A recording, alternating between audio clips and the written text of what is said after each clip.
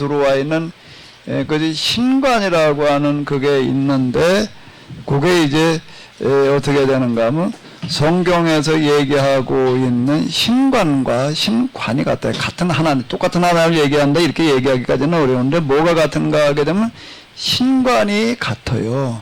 신관이. 이래가지고 제가 그날도 그때 호모 홀버트 얘기를 잠깐 이렇게 했는데 이제 우리나라에 와가지고 이런 것까지 우리나라의 이제 그 문화 전통 이런 것까지를 이해한 사람들은 뭐라고 얘기를 하는가? 호모 홀버트가 한 이야기가 이 사람들은 복음을 위해서 준비된 사람들이다. 그 말을 한다는 건 굉장히 어려운 얘기예요. 1900년대 말 1980년대 이제 그때인데 그때 우리나라가 사실 이게 참 가장 비참한 것과 같은 시기잖아요. 구한말 그러다가 이제 결국 일본한테 먹혀 들어가고 이제 그러고 했는데 정말 참 형편없을 때예요. 우리나라를 좋게 보는 외국인들이 거의 없어요. 이제 우리나라에 들어오는 외국인들, 특히 선교사들이나 이런 사람들이 거의 다 일본을 거쳐가지고 이렇게 왔거든요. 일본은 우리보다 교화가 먼저 됐었기 때문에 일본도 와가지고 저 변들이 어딜 있던 가를 이제 주로 이제 동경에 있다가 이렇게 오는데 거기에 교화가 돼가지고 길거리 좋고 많이 이렇게 좀 이제 정리가 더 깨끗하고 이러는데 한국을 와보니까 거기하고 너무 이제 비교가 되고 이러고 해가지고서 우리나라를 좋게 보고 있는 사람들이 거의 없었어요. 여긴 차라리 그냥 일본이 그냥 관리해 주는 게 우리는 낫겠다. 우리나라가 아니라 선교사들도 그렇게 생각하는 사람들이 많아요. 그러나 이제 호모 홀버트라고 하는 분은 우리나라에 와가지고 이제 보는 게 조금 달라지는 거가 우리나라 왔으니까 이제 말을 배워야 되잖아요. 말을 배우면서 한글이라고 하는 거를 보니까 이게 너무 놀라운 문자인 거예요. 근데 이 문자가 어디서 나온 거니까 우리나라가 만들었다는 거예요. 자체적으로다가. 이 사람은 또 여러 가지로다가 그 유능한 부분이 있었는데 한글을 보고서 야 이게 세계에서 가장 우수한 문자다. 근데 그 어떤 한 왕이 또 당대 만들었다.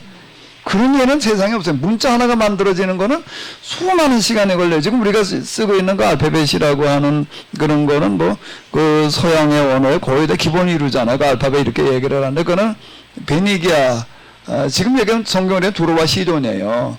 여기서부터 생기기 시작을 해가지고 저게 몇 년이야? 예? 수천 년 걸려가지고 그게 만들어지는 거예요. 이제 기본적 골격만 만들어지는데 수백 년이 걸리는 거고 거의 다 상형에서부터 그냥 물건은 모양을 본떠가지고 이러고 해가지고 그거 하나 드는데 그 오랜 시간들이 걸려가지고 그러는데 우리 한 임금이 당대 만들었단 말이야. 근데 그게 세계에서 제일 우수한 문자다니까 이제 이게 일단 이 사람한테 이제 충격이었던 거고. 우리나라 이제 글자만 배워가지고 이렇게 보니까 우리나라도 한문이 많이 들어있잖아요. 그래서 한문까지 배워가지고 이제 그다음 우리나라 서적조를 읽다가 보니까 두 번째로 이 사람이 놀란 건 우리나라 그 조상들이 가지고 있는 이 정신세계라고 하는 거가 너무 놀랍다라고 하는 거. 근데 거기에서 이제 이때도 그런 걸 통해서 이 사람이 파악한 거는 뭔가 하게 되면은 이 사람들은 복음 위해서 준비된 나라다. 이 말을 어떻게 해서 하게 되는 거예요. 그다음에 복음을 받아들일 수밖에 없다. 이제 그 얘기가 되는 거거든요. 그건 너무 호모 홀버트가 너무 나는 신기한 게 난 그 사람을 가만 생각하다 보면 별로 생각하고 싶지가 않은 게 난 도대체 무언가 이 사람이 20대 때 그러는 거예요. 20대 그것도 초중반 때 그럼 난 이게 뭐야? 이게 뭐 나이만 좀 먹었지? 이게 도대체가. 근데 그 보는 수준과 기준이 지금 내가 이 나이 먹어가지고 뭐 이거저거 이렇게 하고 그러면서도 의문이 되는 게 20대 초중반의 청년이 그걸 어떻게 거길 봤을까?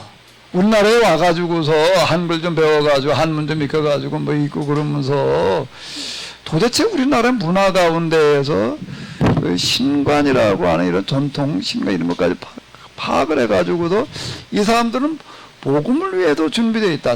틀림없이 이 사람들은 복음을 받아들일 수밖에 없다. 이렇게 얘기를 하는 게 굉장히 어려운 거예요. 그 말을 어떻게 그렇게 쉽게 그렇게 얘기를 해. 근데 이 사람은 이제 뭘 가지고 그렇게 얘기를 했다라고 이렇게 보여지는가 하면 이 우리의 전통 문화라는 거가 이 복음하고 너무 이제 이건 일치한다라고 하는 걸 이 사람은 이제 이렇게 보는 거예요. 난 그게 도무지 이해가 안 돼. 우리나라 한글이 세계에서 우수하다라고, 제일 우수한 문자다라고 하는 거를 이 사람은 뭘 가지고 입증을 하는가 하면 세계 뭐 200개 문자와 비교 분석을 했다는 거야. 아니, 그게 어떻게 가능해? 언어학자도 아니고. 200개, 그걸 갖다가 비교 분석한다는 건 그 대충 그걸 다 알아야 된다는 얘기인데, 이 사람은 그냥 문자, 언어를 익히는, 어떻게 언어를 익히는 거가 그냥 쉽게 익히는 것 같아. 방언의 은사를 받았나? 저, 뭐에 4일 만에 우리나라 뭘 깨우쳤대나? 뭐, 그리고 두 달을 우리나라 한글, 한국어지. 이게 한글 배우는 건 그건 뭐 오래 걸리질 않는데. 근데 우리 말을 배우는 건 시간이 꽤 걸리는데 2달을 배워가지고서 소통이 됐다가 아니라 논리적인 대화가 됐다. 이렇게 얘기를 해요. 그러니까 이제 언어를 너무 이게 쉽게 그냥 익힐 만큼 일단 천재적인 어떤 그런 사람인데 200개 문자와 비교 분석했다라고 하는 거. 이게 중국에다가 뭐라고 얘기를 하는 거 한자 너무 어려우니까 나중에 국가 발전하는데 굉장히 그거는 장애가 된다. 그러니까 한글을 갖다 써라. 이렇게 중국에다 권고를 했고 어디다가도 권고를 하는가 하면 일본에도 똑같이 얘기를 하는 거예요. 그거 일본 그 한자하고 뭐 섞어가지고 쓰는 거 그거 뭐 그걸 쓰고 있어. 차라리 관두고 말지. 한글 갖다 써라. 이렇게 얘기를 했을 만큼 이 사람은 이제 인정을 하는 그런 거를 난 너무 놀라는 게 이야, 어떻게 이 사람들은 복음에도 준비된 사람들이다. 틀림없이 이 사람들은 기독교를 받아들일 수밖에 없다라는 그런 예언적인 얘기를 할 수가 있었을까. 그리고 이 사람들은 앞으로 틀림없이 이제 100년 뒤에 가게 되면은 이제 세계를 변화시킬 거다. 이 이상과 현실을 조화시킬 수 있는 유일한 민족이다. 참 이런 말을 이렇게 하는 거예요. 근데 거기에 이제 그 위에 천지신명계 비나이다라고 하는 그런 어떤 것도 우리의 전통 문화가 그 토속 신앙이 들어있는 건데요. 그것도 뿌리를 보게 되면 그런 거가 가능할 수 있어요. 그런 부분들이요. 우리 신관에 갔기 때문에 그래요. 그걸 이제 유일신 신관 이렇게 얘기를 하는데 유일신 신관은 지금 세계는 수많은 종교 가운데 기독교예요. 기독교가 대표적인 유일신 유대교, 기독교, 지금 이슬람. 그러니까 이제 율법을 기초로 하는 종교가 유일신 신관을 가지고 있는데 그게 나머지는 없어요. 근데 유일하게 또 유일신신관을 본래 가지고 있는 나라가 우리나라라고. 그러니까 그것도 관련이 있다고 볼 수가 있어요. 그런 부분들.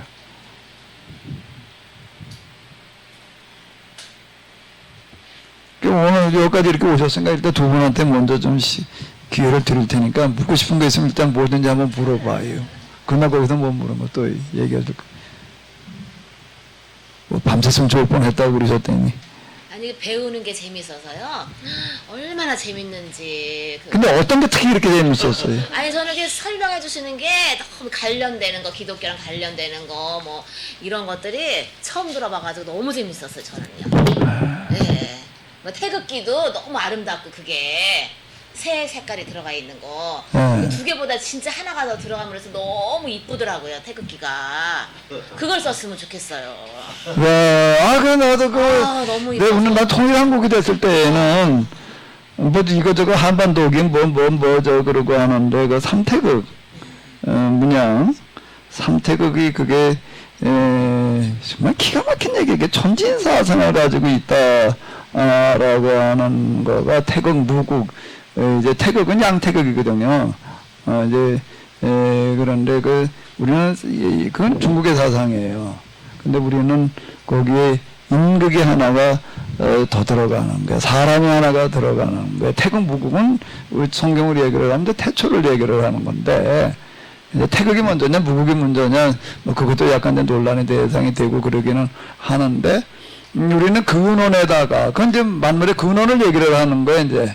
그 태극사상이라는 거가 근원을 얘기를 할 때에 거기에 사람을 같이 집어넣어가지고 얘기를 한다라고 하는 거는 이건 참 신비한 거예요. 고대 우리 조상들이 그렇게 생각을 했다라고 하는 거가 너무 놀라운 얘기야. 인극 사상이 거기 들어가 있다라고 하는 거는요. 선택극 사상이 그게 참 그거보다 또 더 큰 사상은 없어. 과거에도 없었고 앞으로도 나올 수가 없어요. 그보다 더 큰 거는. 실제 정부 그 관청 오고는 전부 다 삼태극이에요. 예. 전부 관청들 여기 나오잖아요. 전부 삼태극이에요. 그러니까 우리도 모르게 그런 게 있는 거예요. 그리고 그게 뭐 모양을 삼태극을 갖다가 이렇게 살짝 오르지게 이렇게 바람개 부모냐고 이렇게 놓은 게 그건 너무 이쁘잖아요. 그걸 또 그렇게 그걸 도용화 시킨 것도 그런 부분도 참. 예, 여기 그렇구나. 삼태극이요. 이거 다 의미가 있어. 예. 근데 우리 그런 악기를 해도 의미를 몰랐잖아요. 가만히 있어봐. 그 붙잡으신 김에 우리 그거 가지고 노래 받는 것도 있어요. 우리는 노래도 보통 우리는 밴드로도 불러가 유일하신 하나님 한번 좀 하자고. 한번 좀 더 장굴 좀 치셔야 될 것 같은데. 누가 어디였어? 찬미가 할 수 있나? 찬미 밑에 있어. 장군 쳐야 그래야 또 이렇게 나오는데. 이거 지금 이제 우리 역사를 가지고 만드는 노래인데요. 유일하신 하나님, 천지인의 하나님, 천신신앙, 유일신신앙.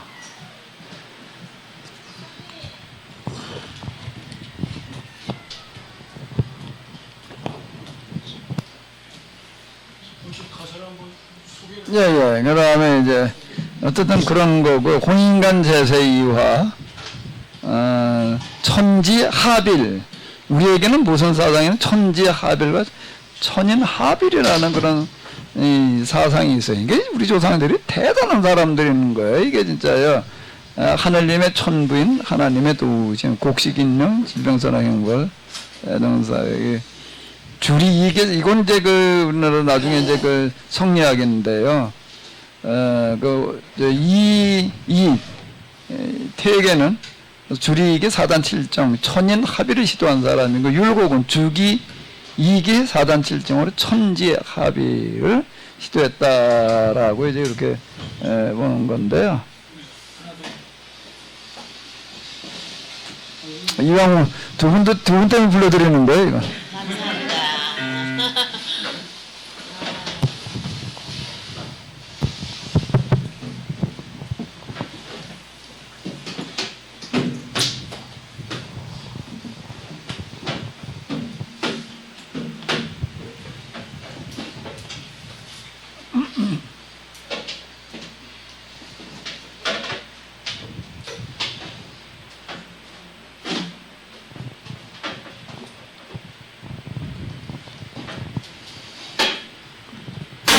잠깐만요. 그리고 여기 또 가사 가운데 뭐가 있는가 하게 되면 대동사회라고 하는 거고 천인무간 하늘과 사람 사이에는 간격이 없다 그런 뜻이에요. 그러니까 천리, 분리, 인사, 하늘의 이치와 사람의 일은 분리, 나뉘어지지 않는다. 이 기가 막힌 사상인 거예요. 그게 천지인 사상. 그래서 삼태극이 이제 이런 거를 얘기를 하는 건데 이게 참 우리는 놀라운 사람들이에요. 자, 일단 이거 한번 불러보도록 하겠습니다.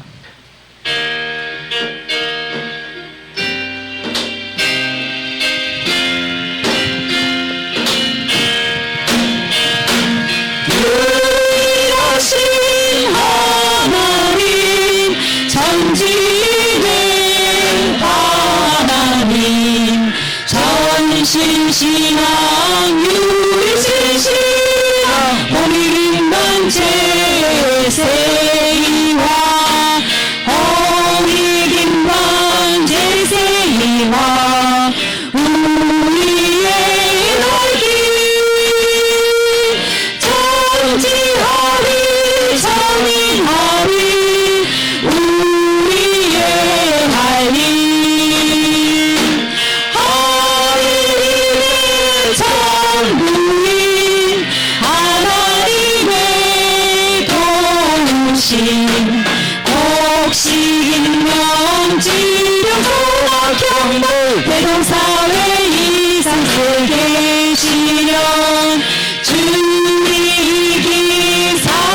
사단칠정 전인하리기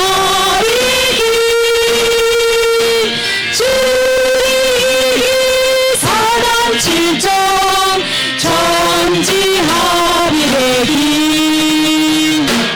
비운구름 창조원리 임금민본 대동원리 전인하리 전지하리 전인무반전리 분리 인사 주리기 경민고 전인하리기 주리기 성으로 전지하리래기 한 번 더 하겠습니다. 유일하신 하나님 전지의 하나님 전신신앙 유신신앙 홍익인관제세이와 홍익인관제세이와 우리의 갈길 전지하리 전인하리 우리의 할일 하늘이니 천부이 하나님의 도우심 복실명 진화선악경보 대동사회 이상에 계시려 주리기 사단칠정 전인하리기 주리기 사단칠정 전지하리래기 비운구름 창조원리 임금민본 대동원리 전인하리 전지하리 전인무반전리 분리 인사 주리기 경무로 전인하리래기 주리기 성으로 전지하리래기 우리 장로님의 작곡을 아주 기가 막히게 하셨어. 이게 박수도 한번 해줘. 아주 기가 막혀. 앞으로 이게 아마 이제 세계 명곡 될 거예요. 이 가사도 이게 정말 기가 막힌 가사입니다. 아멘. 이보다 더 큰 가사는 있을 수가 없어. 정말 이런 사상이 들어있다는 거야. 이게 참 놀라운 얘기인데. 가사는 누가 아, 와. 퇴계 율곡들을 가지고 이제 이런저런 얘기들이 많아요. 많은데 이제 저는 그걸 이제 요번에 제가 해석을 하는 거예요. 퇴계라는 사람은 주리이기 경 사단칠정으로다가 천인 합의를 시도했던 사람이고 그 다음에 이제 그 퇴계 율곡은 주기 이기 사단칠정호 천지 합의를 시도했던 걸로다가 이래 봐야지 이게 퇴계와 율곡의 그 흐름이 꽤 맞거든요.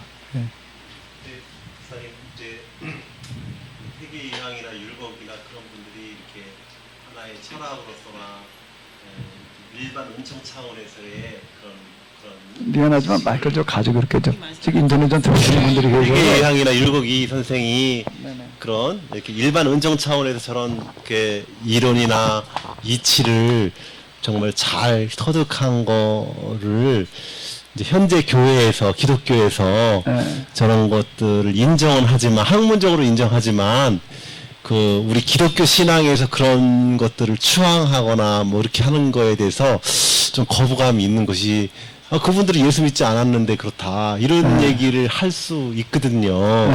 그리고 거기에 또 좀 극단적으로 얘기하면 뭐 종교다원주의, 뭐 구원 막 이런 것들이 얘기할 텐데 저희가 이제 처음 이렇게 일반적인 교회 차원에서의 예, 그런 얘기를 얼마든지 할 수 있을 텐데 그런 것들을 어떻게 이해하면 좋을까 한번 말씀 주시면 좋을 것 같아요. 이왕 저때 그 책 좀 하나 가지고 와봐요. 성서로본 우리 역사하고 한 권 좀 가지고서 얘기를 해볼게요.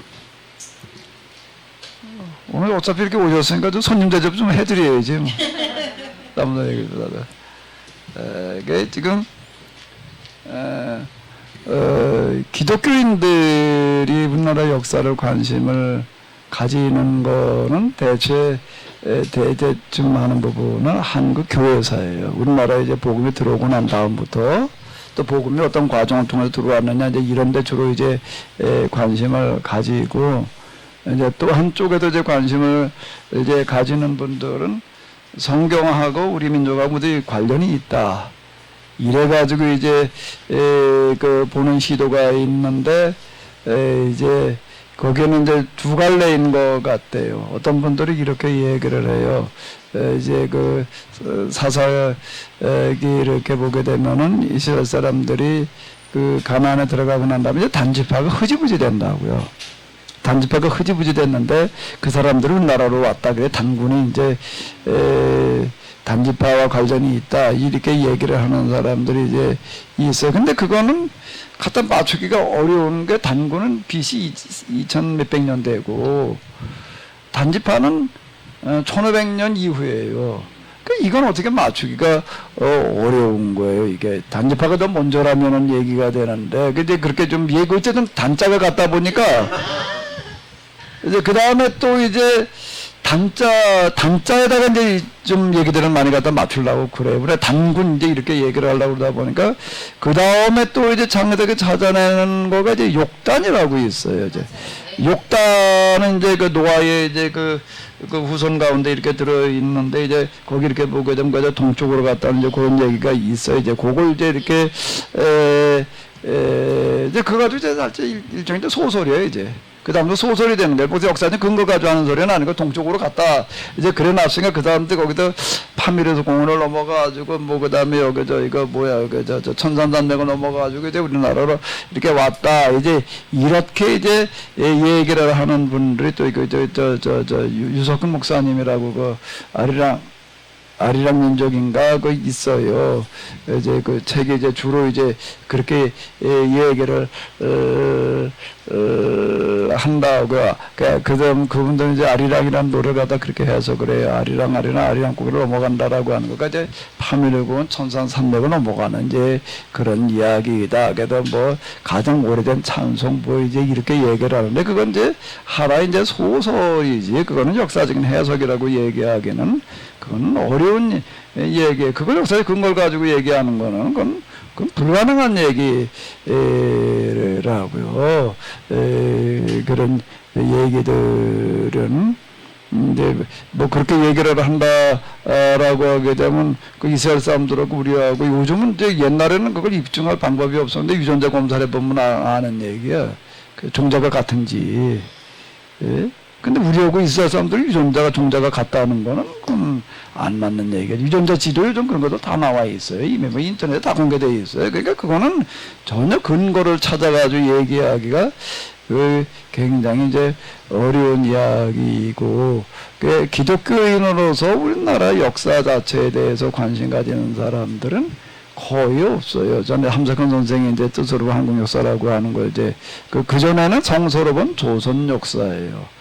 그리고 이제 거의 안 써요. 관심 자체를 안 가져요. 우리나라 예수님 믿기 이전에 그건 뭐 다 구원받지도 못한 사람들 얘기인데 그걸 부활하고 관심 가지냐. 그냥 이제 아예 이제 단군다 그러면 뭐 우상 뭐 이제 이런 식으로 다 이제 치부를 하지.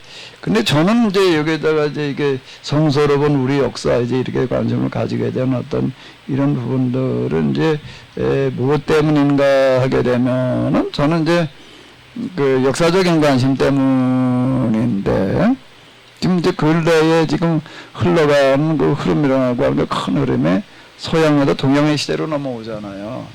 서양에도 동양의 시대로 넘어오면서 서양의 지성인들이 관심을 가지는 게 동양에, 그 이전에는 동양을 우습게 여겼어요. 백인 우월주의 이래가지고서 서양 건 동양 미개한데 뭐 이래가지고서 우습게 여기다가 우습게 보다가 이제 이 서양 문화가 이제 한계에 이르는 거예요.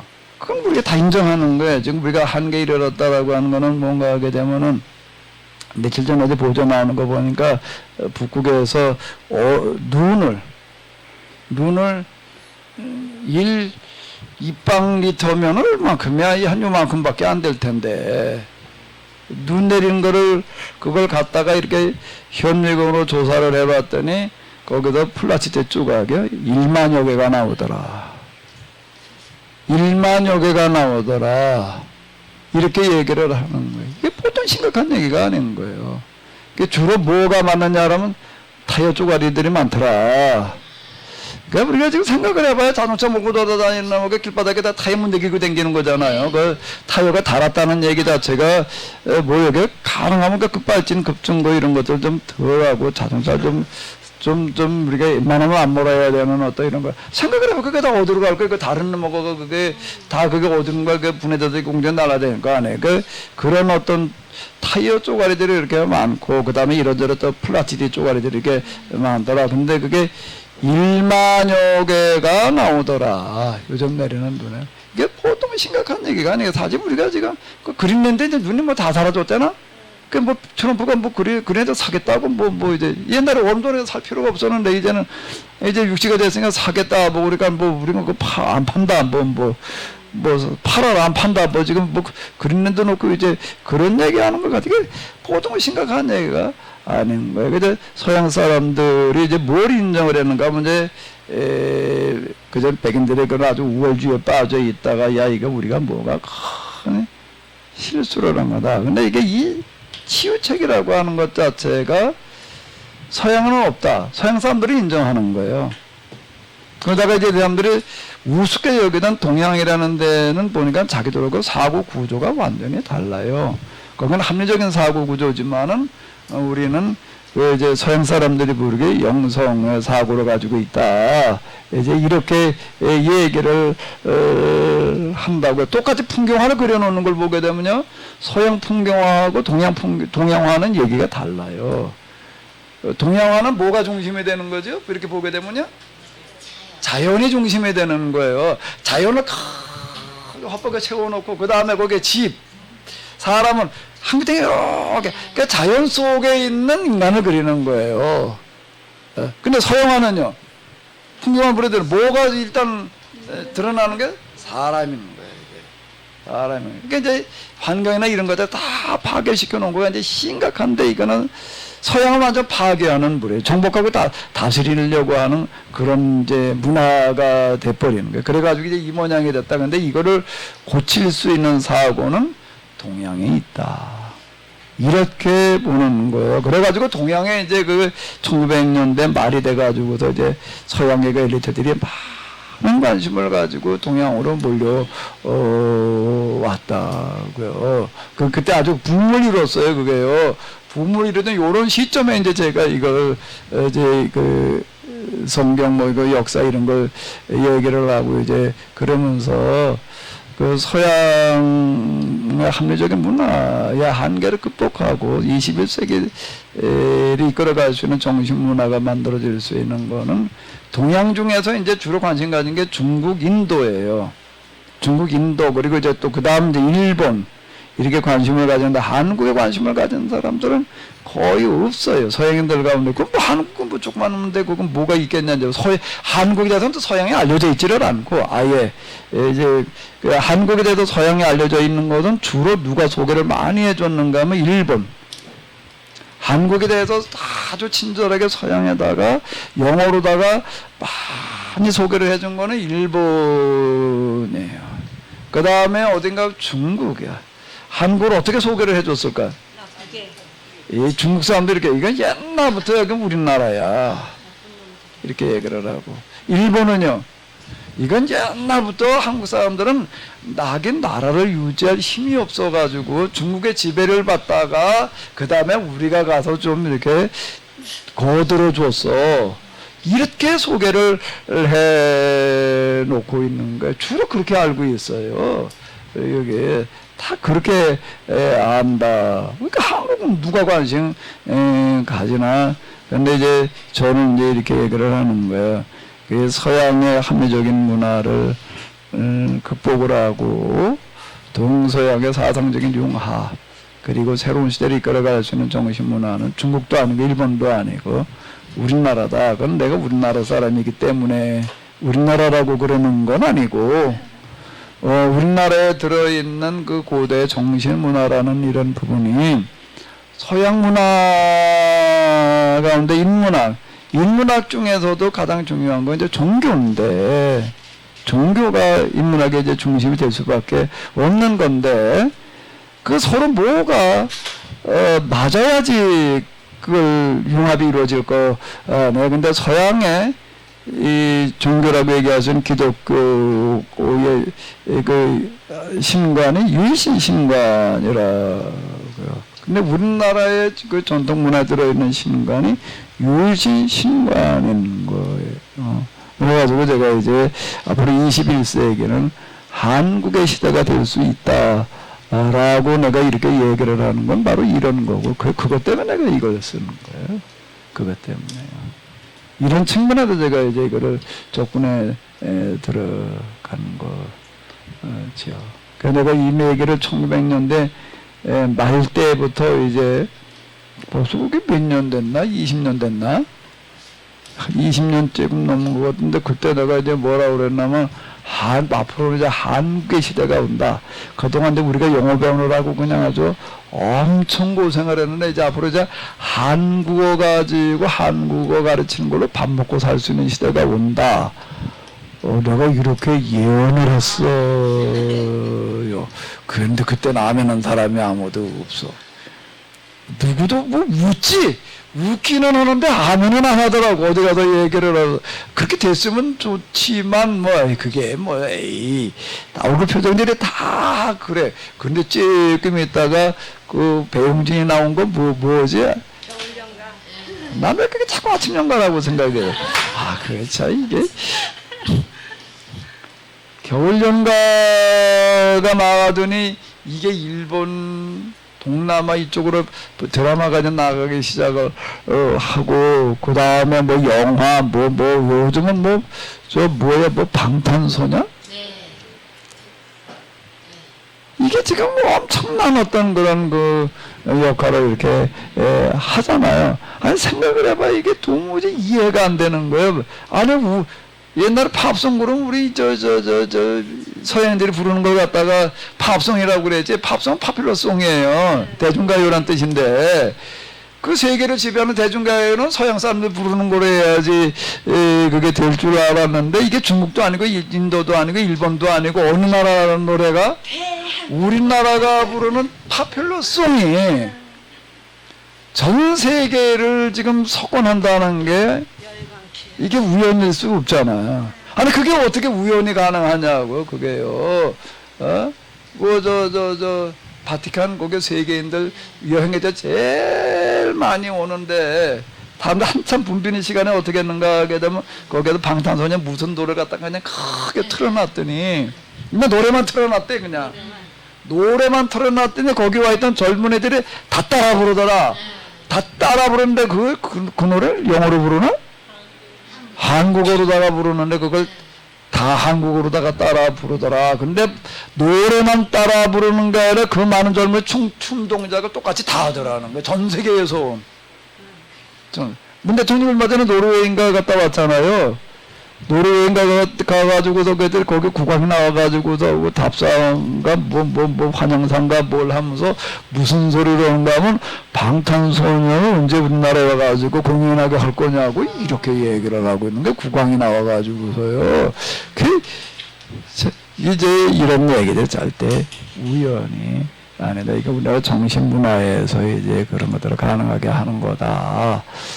이제 지금은 이제 방탄소년이 그렇게 뜨는데 앞으로 이제 이게 이 노래가 뜰 것 같아. 잘하면 그때가도 붙이셔야 될 것 같은데 이건 사상이잖아요. 이보다 더 큰 사상이 있을 수가 없어요.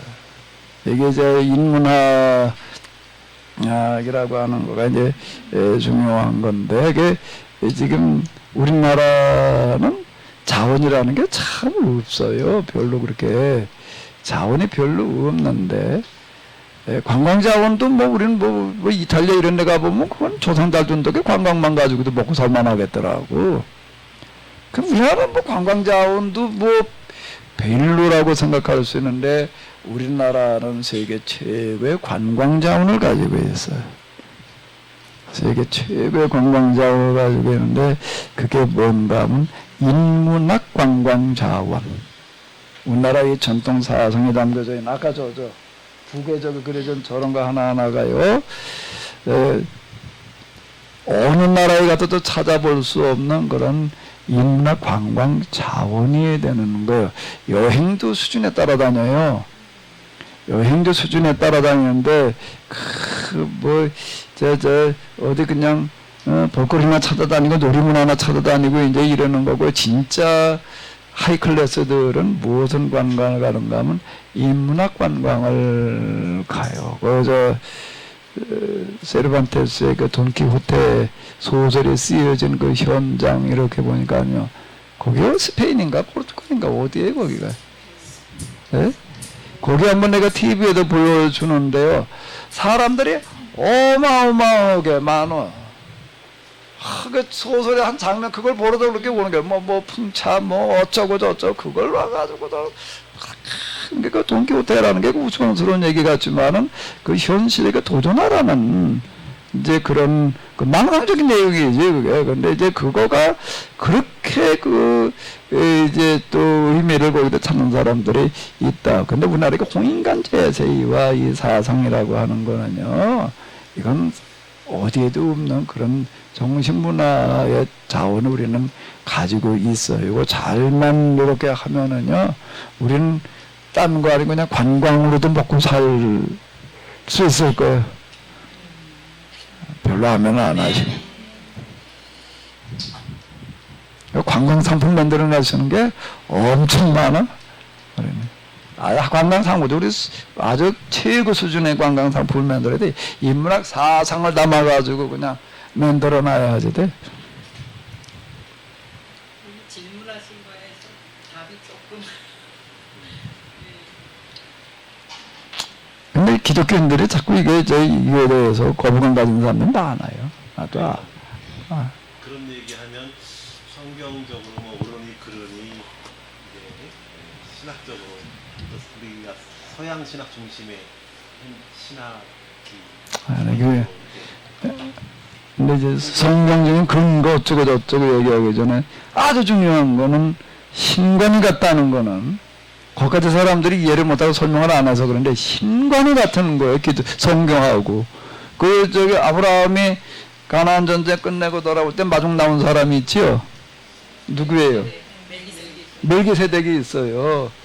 그 멜기세덱이라는 사람이 와요. 그러니까 서로 코드가 맞아요. 이제 우리가 하는 말 아브라함하고 코드가 맞아요. 근데 멜기세덱을 뭐라고 소개를 하고 있죠? 높으신 하나님의 제사장이래. 높으신 하나님을 섬기는 제사장이라는 거예요. 근데 아브라함하고 서로 코드가 맞아요. 이 사람은 뭐란가 아브라함이 가나안 전쟁하고 오는 거를 보고서 바로 이게 이제 하나님께서 하신 일이다라고 생각을 하고 그 환영 행사를 이제 벌려준다. 이게 뭐가 같은 걸까요? 뭐가 같은 걸까요? 신관이 같은 거예요. 신관이 같으면 같은 하나님을 찾을 수밖에 없어요. 그 호모 홀버트가 한 얘기가 뭐라고 그랬다고요? 조선인들은 틀림없이 복음이 준비된 사람들에게는 복음을 받아들일 수밖에 없다. 이렇게 얘기한 거는 그럼 뭘 가지고 얘기를 해야 되냐면 신관을 가지고 얘기를 해야 돼. 신관을 가지고. 근데 그거에 대해서 좀 아직 이해들이 안 돼가지고 조금 자꾸 보고.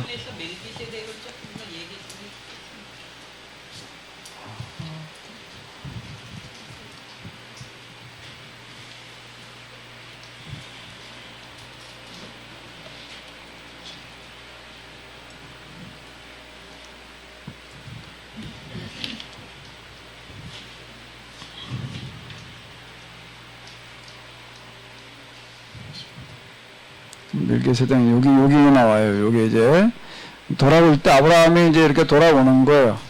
돌아올 때 소돔 왕 사회 골짜기 곧 왕의 골짜기. 여기 왕곡이야. 저기 개혁 성경에는요.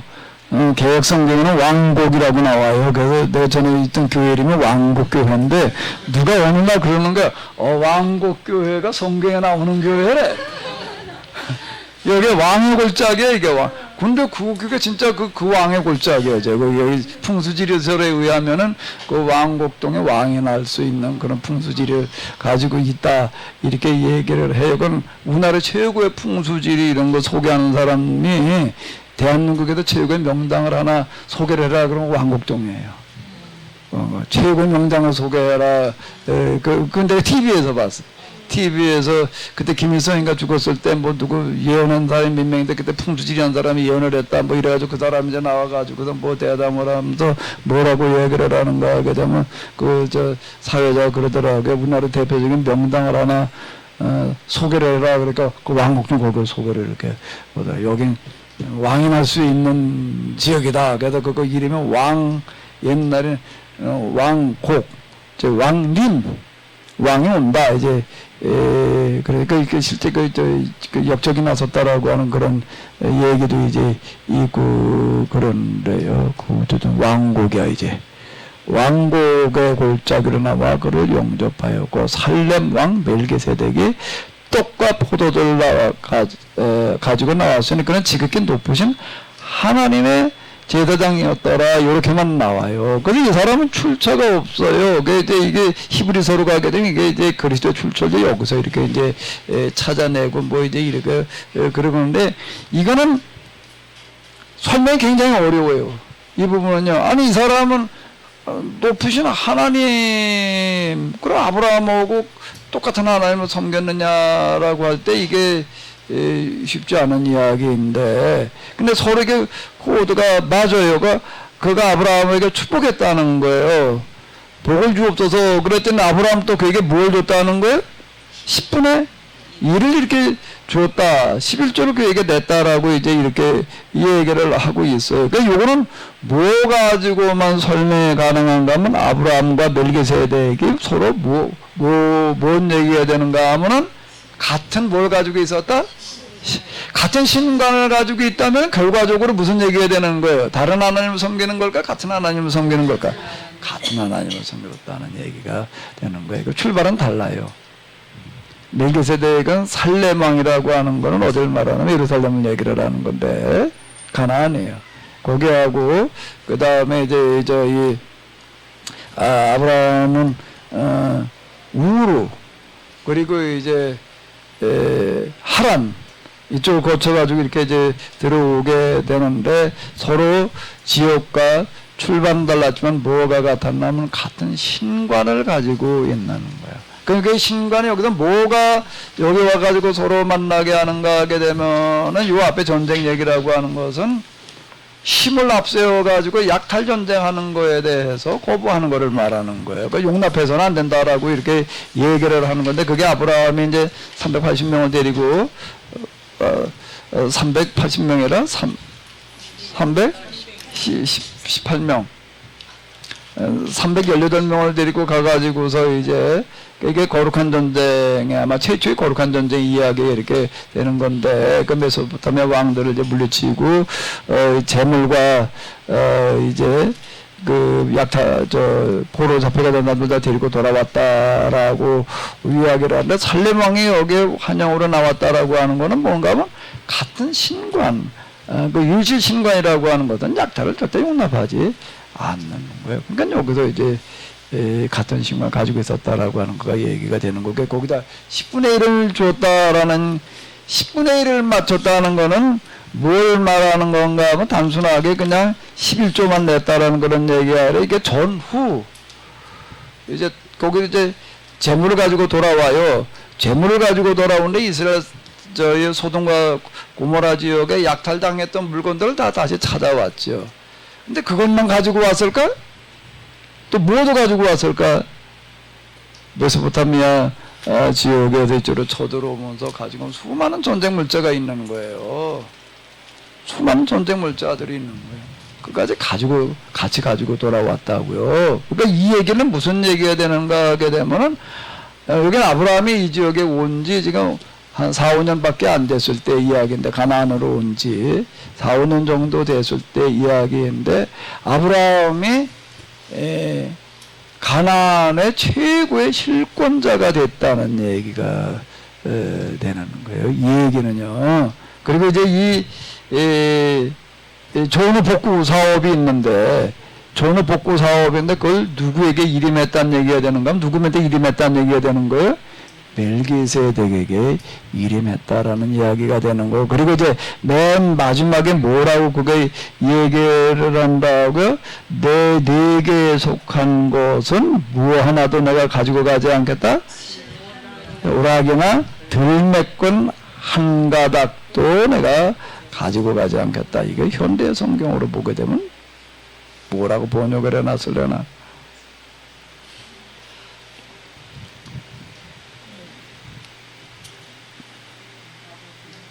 왜 마가복음이 나와?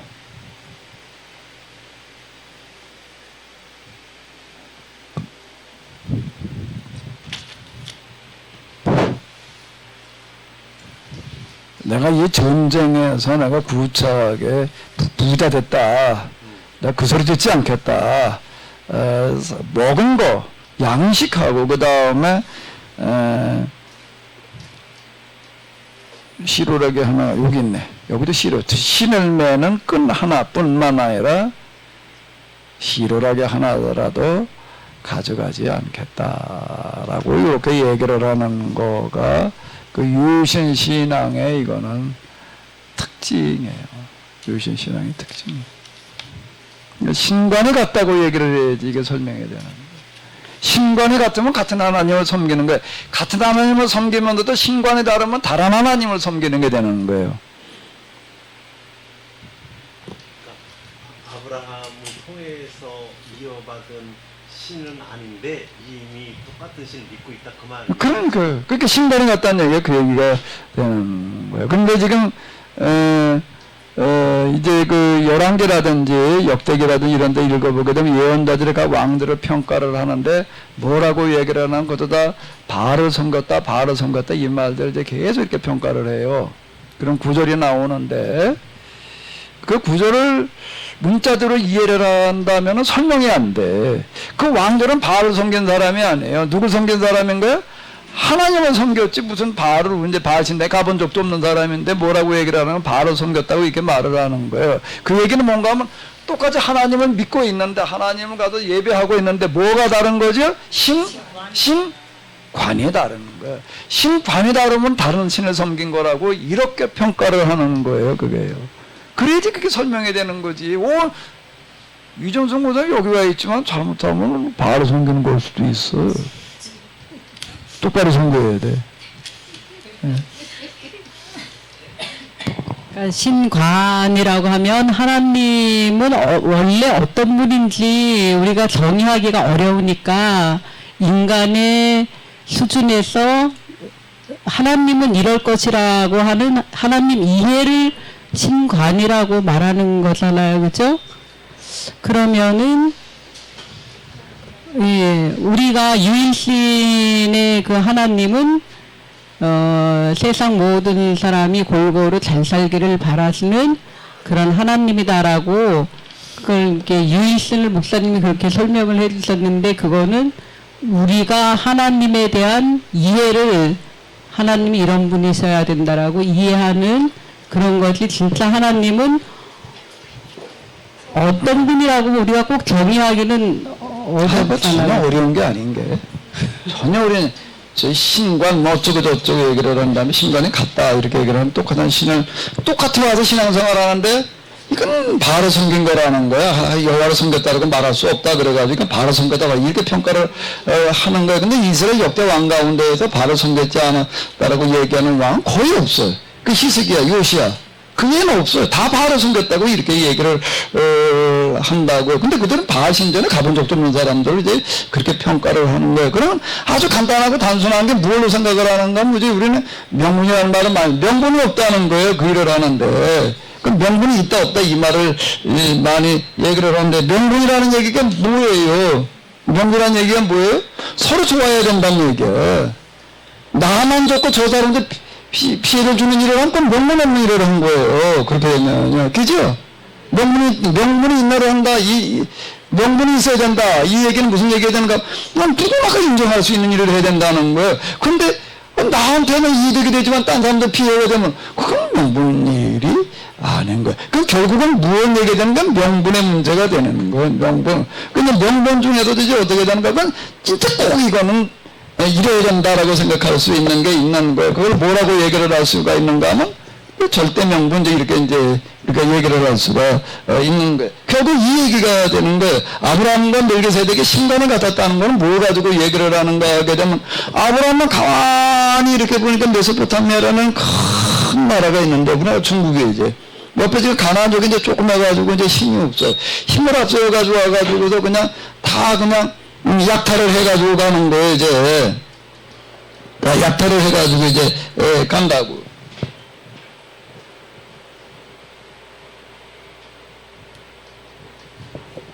저기 힘이 있으니까 그렇게 하는 거예요. 그럼 명분에 맞아요, 안 맞아요? 그럼 정말 망령이. 내가 힘이 있다고 남의 나라가 힘 없다고 그냥 나 죽이고 빼줘면 되나? 그건 말이 안 되는 거지. 그건 명분이 없는 거야. 그럼 아브라함이라고 하는 사람이 이거에 대해서 이제 열받는 거야. 그래가지고 이제 이건 내가 그냥 두고 볼 수가 없다. 그래서 318명을 이제 데리고 갔다라고 이제 이렇게 얘기를 해. 그 상대방은 별로 300명 수준이 아닌 거예요. 여기는 메소포타미아 대군을 이끌고 왔기 때문에 이건 최소한 몇만 명 이상의 군대를 이끌고 온 거예요. 318명 가지고 싸움이 되냐? 그건 안 되는 거지. 안 되는 건데 근데 이건 내가 그냥 두고 볼 수 없다. 내가 명분이라고 하는 거를 중요하게 여기는 사람은요. 명분주의자라는 사람들이 있어요. 원칙주의, 명분주의 이렇게 얘기하는 사람이 있는데 이 사람들은 뭐를 중요하는가 하면 저 사람하고 싸워가지고 내가 이길 수 있느냐 뭐 이건 안 따져요. 그건 나중 얘기야. 저 사람하고 내가 싸워야 되느냐 안 싸워야 되느냐 하는 거는 뭘 가지고만 계산하는 사람들이죠? 명분으로 저쪽에 가만히 나는 내가 직접 피해를 본 건 아니야. 이게 중요한 건 내가 피해자여서가 아니라 이 사람 이제 강 건너에 있어서 그냥 팔짱 끼고 가만히 지금 쳐다보고 있다 보니까 소돔과 고모라 지역에 여기 지금 나라라는 거 이게 나라라고 그러지만 사실은 이제 한 지역을 말하는 거. 몇 지역이 있는데 저 먼 나라에서 대군을 이끌고 와가지고서 그냥 싹쓸이를 해가는 거야. 왜 그러면 맨날 그 조공을 받아 먹었는데 조공을 더 내라 그러니까 야 우리 좀 조금 좀 깎아줘라 너무 힘들다. 그랬더니 이것들이 그리고 이제 군대 끌고 와가지고 싹쓸이를 해가지고 하는 거야. 자기가 직접 피해를 당하지를 않았지만은 명분을 중요시한다는 거냐? 그건 뭐 내가 피해 당하지 않았는데 내가 당하지 않으면 다행이지. 보통 그럴 때 어떻게 하는가 하면 다행이야. 하마터면 나도. 근데 그게 안 되는 거예요. 이 사람 명분을 중요시하는 사람은 그건 말이 안 돼. 내가 당했느냐 안 당했느냐가 문제가 아니라 옆에 있는 사람들이 당한 거가 억울한 일이냐 아니냐는 걸 놓고 보니까 너무 억울한 거야. 그저도 메소포타미아 왕들이 한 건 너무 잘못된 거야. 그러면 그 가만히 있어야 돼 말아야 돼. 그 계산을 해봐야지. 여기 내가 나섰다가 뭐 어쩌고 저쩌고 그러면 나만 그에는 위도 터지고 말 거야. 그러면 나서야 돼 말아야 돼. 그럼 그건 명분주의자가 아니야. 그 현실주의자지, 기회주의자지. 그렇게 되면은 그런데 이게 내가 그게 잘못된 거야. 뭐 그러지 말아라고 말을 해야 되느냐를 그 일 자체만 가지고 결정을 하는 거야.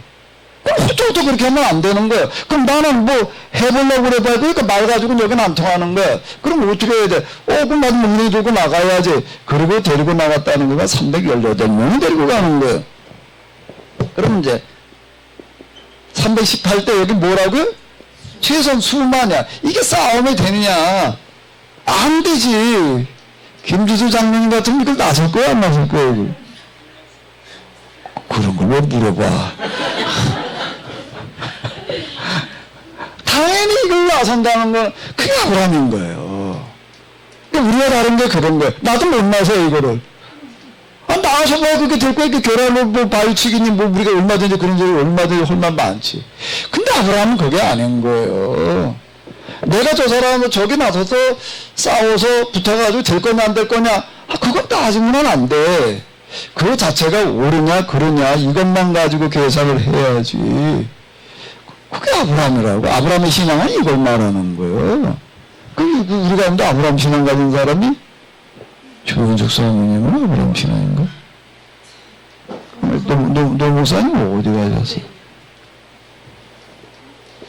아브라함 같은 신앙을 가진다는 거는 이건 어려운 거예요. 말은 쉽지만은요. 이걸 얘기를 하는 거라. 그냥 가는 거예요. 그냥 싸워서 이길 거냐 아니냐 그건 따지면 안 돼. 그게 옳으냐 그러냐만 가지고 따져야. 사실 그런 사람들이 많을수록 세상에 불이라는 게 설 자리가 없어지는 거야. 다 그냥 귀에만 보니까 그냥 이게 힘 앞에 그냥 끽소리 못하니까 지금 이제 이 모양이 이렇게 되는 거죠. 그 싸움을 얘기하는. 그럼 하나님은 어느 편인가 하면 여기 편이라는 거야. 이걸 가지고 뭐라고 그러는 거죠? 성전이라는 거야. 도무지 될 싸움이 아닌데 이걸 이기게 하시는 거예요. 이게. 그런데 여기에 같은 생각을 가지고 비록 참전하지는 않았지만은 지켜보다가 이게 100만 개 만일이다라고 찾아 나오는 사람이 누가 있는 거예요? 멜기세덱이 있는 거예요. 이건 왜 그럼 이 사람들이 이렇게 얘기를 하는가 하거든. 이건 병문에 안 맞는 거예요. 이렇게 하면은 이 얘기가 되는 거예요. 그러면 이제 이스라엘이 역대 왕들 가운데도 다 이제 바알을 섬겼다라고 얘기를 하는 바알이라고 하는 건 뭔가 하면 명분이 아닌 거예요. 뭐죠? 이건 맨 기회야. 기회에 따라서 움직이는 사람을 얘기를 하는 거예요. 이게 이렇게 해가지고 나한테 이게 득이 될까? 그러니까 요 계산이 앞서는 거예요. 그래가지고 내가 조금 뭐 할 것 같으면 안 나서는 거예요. 그렇게 된 거를 가르쳐 뭐라고 얘기하는 그거는 바알을 섬긴 거다라고 이렇게 얘기를 하는 거예요. 신관이라는 거는 이걸 중요시 하느냐 이걸 중요시 하느냐는 거 얘기를 하는 거지. 그건 뭐 이렇게 이해 차원의 문제가 아니야. 이거는 가치 판단과 그리고 실행의 문제가 되는 거죠. 이거에 따라 움직이는 거를 가리켜서 그거를 뭐라고 얘기를 하는가 하면은 뭐라고 그런다. 무슨 신관이라고 한다고요? 유의식. 신관이라고 그러는 거. 이걸 바알 신관이라고 이렇게 얘기를 하는 이런 거. 이거에 따라 움직인 사람은 다 바알이었다고 이렇게 평가를 하는 거예요. 그러면은 지금 우리는 난 지금 오늘도 뭐 하루 종일 아침부터 와가지고 내가 하나님 예배 드리고 있는 나 하나님 당연히 믿고 섬기지라고 생각을 하지만은 사실은 뭐일 수 있는 거죠? 바알일 수도 있어요. 조은숙 사모님은 뭐 같아요? 교회 왔을 때는 여기 걷고 교회당에서 나가면 이게 돼버리고 그런 경우도 수두룩 하고 기회만은 아닌 것 같아요. 하나님의 공의 뭐 그런 것들 다 그 얘기가 되는 거죠. 예. 이걸 따라 움직이는 사람이 그게 하나님 믿는 거다라고 이렇게 얘기를 하는 거예요. 이것 따라서. 이게 이름은 막 여호와를 믿고 있지만은 이름은 그러면 아브라함이 믿은 하나님 야훼는 아니지만 유일신 사상으로 정의와 공의와 명분을 따른 그런 사람들은 다 하나님의 가족이다. 그렇게 말할 수 있다. 그렇게 해서는 어려운 얘기고 뭐라고 어디까지 얘기를 할 수 있는가 하게 되면은 같은 뭘 가지고 있다? 동일한 신관을 이제 여기서 대인 절대 명분이나 정의를 얘기하니까. 그게 이제 기본 그 중에 하나죠. 그 중에 하나지. 그게 다가 아니라, 그건 기본적인 거예요. 그럼, 그거를 공의를 실현하지 않으면서 여호와를 얘기하는, 그건 말이 안 되는 거예요. 그리고 공의를 실현한다는 거는 사실 제일 어려운 거예요. 왜?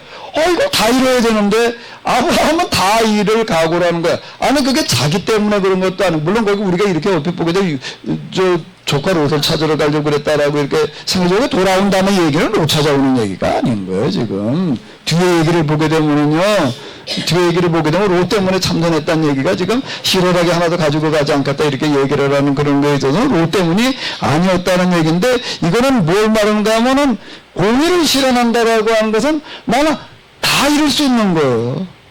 근데 그거를 전혀 개의치 않을 수 있는 게 제일 중요하고 어려운 얘기죠. 여호와를 믿으면서 그거 빼버리고 그냥 뭐 나머지 얼버무릴 수가 있지만은, 그래서 지금 이건 어려운 얘기가 되는 거야.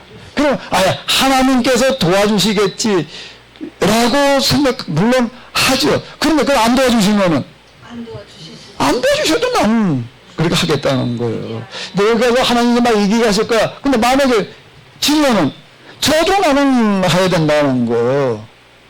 그러니까 이거는 뭐가 되는가 하면 명분이라고 하는 것 자체가 뭐가 되는 사람들인가 하게 되면 자기가 존재해야 될 이유야, 이건. 그 존재 이유가 되는 사람, 그 사람의 여호와를 믿는 기본이 된 거지. 비로소 그게 다른 얘기가 아니에요. 신관에 갔다는 얘기는 그 얘기가 된 거, 여기 와가지고 서로 이렇게 만날 수 있는 조건이 이제 아브라함과 멜기세덱은 그게 됐다는 얘기가 되는 거. 그럼 그 사람도 같은 하나님 믿을 수밖에 없는 거예요. 그러니까 조선에 와가지고서 20대 청년이 나면 어떻게 해서 다 망해가는 그 우리나라가 형편무인지경으로 보이는 우리나라 좋게 평가하는 사람에도 아무도 없는 그때 이 사람들은 복음으로 준비된 사람들이다. 틀림없이 복음 받아들일 수밖에 없고 이 사람들은 이 세상에 이상과 현실을 조화시킬 수 있는 사람들이다. 그 세상을 이제는 변화시킨다는 얘기는 이 세상에다 이상을 신앙할 사람들이 이렇게 얘기를 하는 거예요. 변화라는 얘기가 다른 변화를 얘기를 하는 게 아니라 변화도 여러 가지 변화가 있어요. 근데 여기에 어느 누구도 행하지 못한 이상이라고 하는 걸 현실에다가 실현시킬 수 있는 사람들, 유일하게 지구상에서 이상을 현실을 조화시킬 수 있는 민족이다. 이렇게 얘기를 하는데 20대 청년이니까 난 그 사람에서 난 쫄려. 이게 난 도대체 뭐야. 내 이 나이 목적. 난 20대 초반에 그때 간장물건에 간장이나 만들었는데. 참, 나 이거.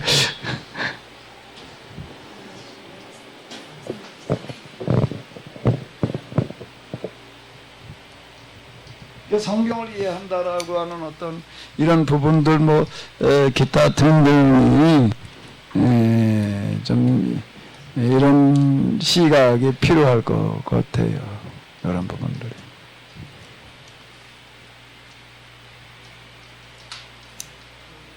성인운동, 독립운동하는 사람들, 자기 목숨을 내놓고 했던 사람들. 이거에다가 존재를 찾는 사람들인 거예요. 이거요. 꼭 그런 사람이 있어요. 그런 사람이. 그래서 지금 이제 이번에 내일부터 혹시 시간 되시면 내가 2박 3일 세미나 하거든요. 예. 뭐 시간 되면 좀 오셔. 오면 딱 맞을 거 같으네. 하루 종일 하거든요. 하루 종일 하니까 좀 오셔야 돼요. 이왕이면 한번 와봐요. 이왕이면 한번 와보시는데 여기에다가 다 거는 사람이 이제 이거는 많이 얘기하려고 그러는 게 있는데요.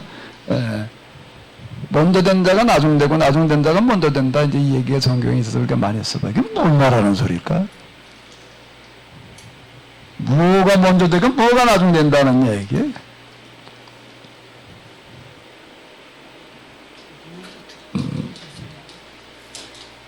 쉽게 말하면 오래 믿은 사람보다 반대가 될 수 있다는 그런 얘기. 뭐 이제 그렇겠죠. 이제 신앙생활 듣기 시작한 사람이 먼저 되는 수가 있다.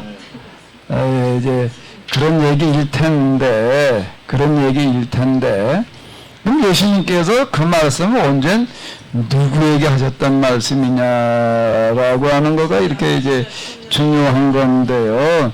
누구에게 하셨던 얘기인가 하게 되면은, 자, 여기 봐봐요. 그러나 먼저 된 자라서 나중 되고 나중 되는 자라서 먼저 될 자가 많으니라. 그리고 이제 그 다음에 또 어디로 넘어가서 예수님께서 이제 두 번 그 얘기를 하세요. 그때 그게 주로 이제 어디 기록되어져 있는 게 마태복음에, 이게 마태복음이라는 책이 이게 굉장히 중요한 그런 책인데요.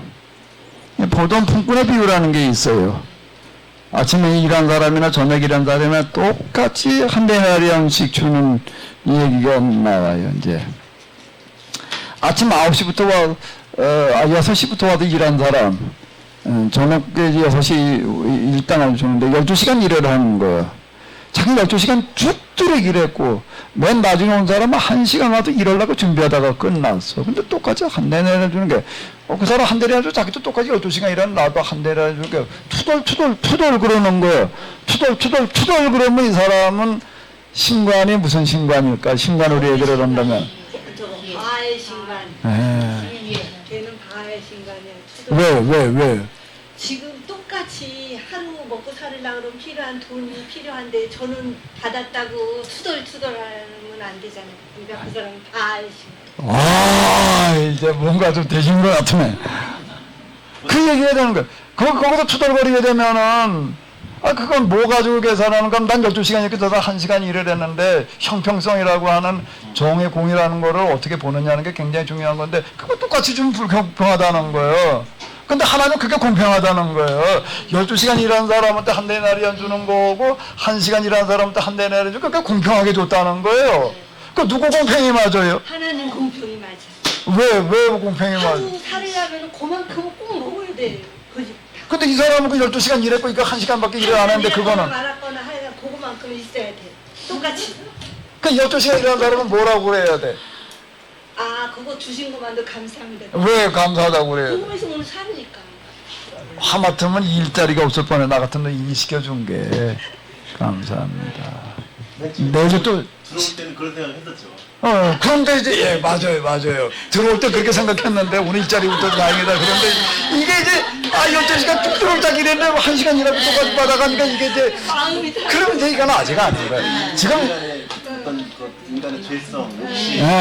그러니까 이제 예수님께서 지금 지적하시는 게 바로 이제 그런 거를 내 것이나 가지고 가라. 나중은 이 사람들에게 너와 같이 주는 것이 내 뜻이라는 얘기는 그건 하나님의 공의예요. 사람의 공의와 하나님의 공의는 같을 수도 있지만 다를 수도 있는 거예요. 그러니까 같아져야지 되는데 이게 우리가 이 부분이 잘 안 된다고요. 그러면서 하시는 얘기가 무슨 얘기인가 하면 이와 같이 나중된 자로도 먼저 되고 먼저 된 자로도 나중된 자. 그럼 여기서 먼저 된 자는 뭐고 나중된 자는 뭘 말하는 걸까? 여기서 말하는 건 나중된 자.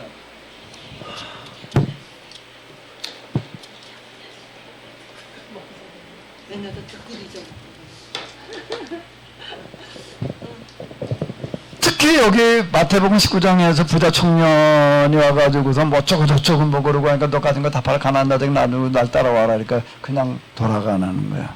그걸 보고 예수님께 뭐라고 얘기를 하지? 부자가 천국에 들어가는 거는 낙타가 바늘구멍으로 지나가는 것보다도 어렵다. 하고 도대체 구원받을 사람이 누가 있습니까? 라고 그러니까 사람으로서는 할 수 없을 때 하나님은 다 할 수 있느니라. 이제 그리고 이런저런 얘기죠. 그냥 맨 마지막 결론은 요 말씀을 하시는 거예요.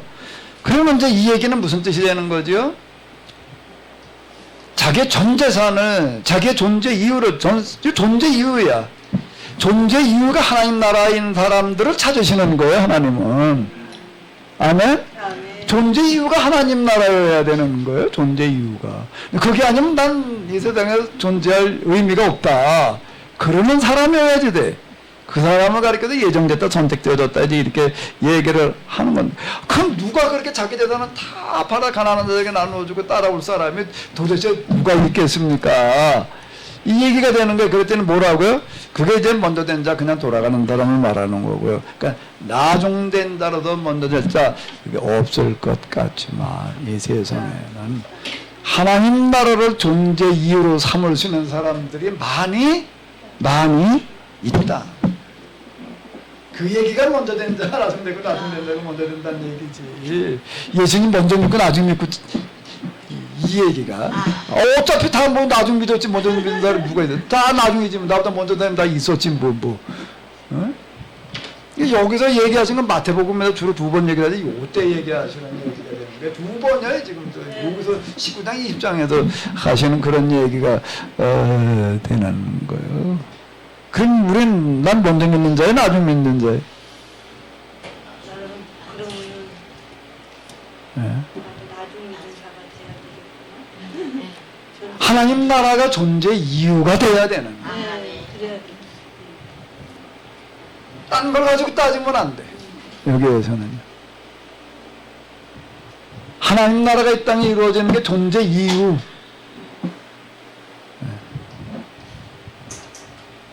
교회는 그 사람들이 모이는 데여야 된다는 거예요. 그게 마태복음이에요. 그게. 문제 이유까지는 자신 이건 마이크 좀 자꾸 얘기를 하셔. 이제 지금 마이크 인터넷에 들으신 분도 지금도 계시니까. 문제 이유는 너무 두렵고요. 존재이유까지는 아니어도 그렇게 말씀하시는 것에 동의하고 함께 하는데 동참한다는 그거는 존재이유까지는 못 가는 거죠. 그렇게 하면 존재 이유가 되는 거죠. 그런데 이게요. 근데 이런 거예요. 그 예수님께서 제자들을 내보내실 때도 그 둘씩 짝지어서 보내신다고요. 네, 네. 둘씩 짝지어서 보내시는 거예요. 이게 그 성경에서 삼겹살은 삼겹실은 삼겹줄은 근데 삼겹 살은 안 끊어진다. 그러니까 마찬가지로 혼자서 이거를 해보겠다라고 한다는 건 굉장히 어려운데. 근데 같이 있으면은 서로 힘을 모닥불처럼 막 이렇게 해주면 더 힘이 나죠. 우리 사람은 삼겹살을 좋아하나 봐. 서양 사람 삼겹살 안 먹는다던데, 제일 싸대던데. 맞아요. 싼데 우리는 제일 좋아하는 게.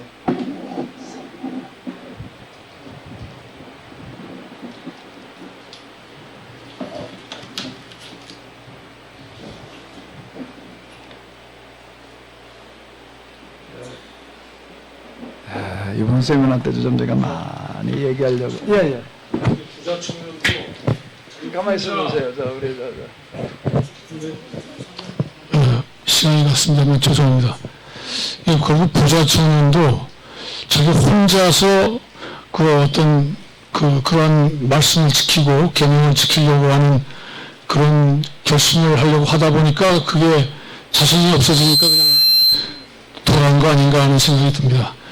예, 옆에 누가 같이 있는 사람이 같이 있었고 그러면 서로 격려하고 서로 자기 부족함을 채워줄 수 있는 옆 사람이 하나라도 있었다면 제가 혼자 하려고 하지 않고 그렇다면 그 가능성이 있지 않았을까 그런 생각을 해봅니다. 근데 이제 그때 예수님께서 하신 말씀은 예수님 그 공동체라는 게 제자들 중심으로 있었거든요. 그러니까 여기 들어와라였어요. 너 혼자 가가지고 해봐라 그 얘기가 아니라 여기 이 공동체 너도 여기 같이 동참을 해라라고 말씀하신 것이지 혼자 가가지고 그걸 어떻게 해요. 그러니까 지금 여기는 공동체 운동이지 개인 실천 운동이 아니었거든요. 뭐 무슨 얘기 하시고